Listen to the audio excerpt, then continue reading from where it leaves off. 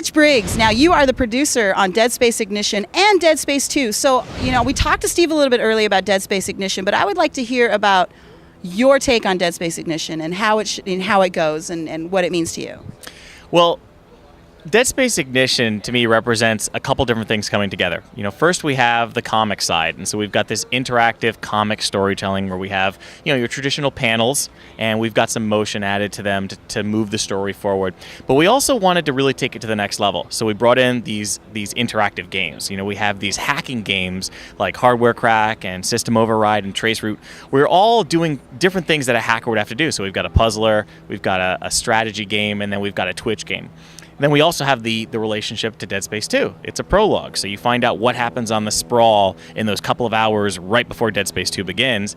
And then finally we have the unlock. So as you complete the different endings, because there are 4 in Dead Space Ignition, you unlock an exclusive suit and other items that will help out Issac Clarke in Dead Space 2. So Ignition really represents a lot of cool things coming together in what we think is a really compelling package. So let's talk about Dead Space 2. What did you guys do in the interim with Dead Space and then Dead Space Extraction for the Wii? Were those 2 primers and how much of that carries from those 2 games? Well, the great thing about Dead Space and Dead Space Extraction are that we're introducing a lot of cool concepts that we can really go wide with in Dead Space 2.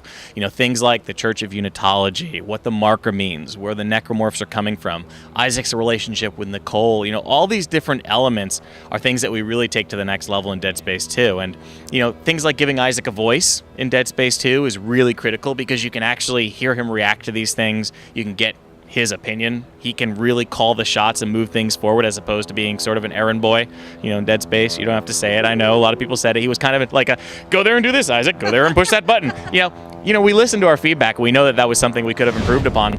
Okay, so now you guys have gone into, you have graphic novels, you have the animated series, the animated series that was on Xbox and some other places, and then the comic books as well with Anthony Johnson and Ben Templesmith and all these people. So, and you're one of the franchises that I see that really has more heavily animated things. And so whose idea was it to come up with that and then to continue with that?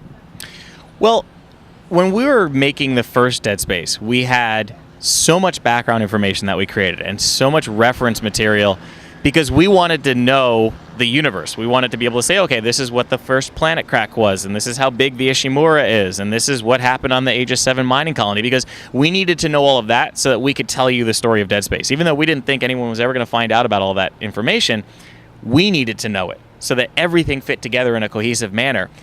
But then when we were building the game, we took a look at all of that reference material and said, wow, you know what? There are actually some really compelling stories here that support the core experience. So it was sort of a collective effort to make sure that everything we were doing was always elevating the core game, but it was filling in those fans who want to know more about the universe with hey, guess what? Here's what happened on the Ishimura. Hey, guess what? Here's how the infection started on the Aegis 7 mining colony.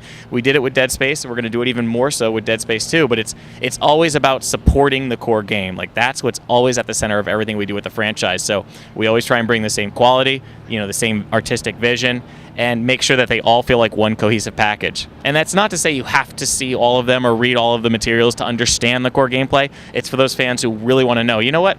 How does that character get to where he is? Well, guess what? We've got a little story over here for you. Well, I think we're under attack because there's planes and helicopters circling overhead. So I think that's a good way to get the hell out of here. Rich Briggs, thank you so much. Let me shake your hand. Thanks, Cricket. And don't forget, they have merchandise. Where can they find the merchandise outside of Comic-Con? Our store on EA.com, so you can get hooked up with sweet shirts like this. Everyone wants Pang. Dead Space 2, you better get it, folks, because if you don't, you're SOL. No, you're not SOL. Just get it.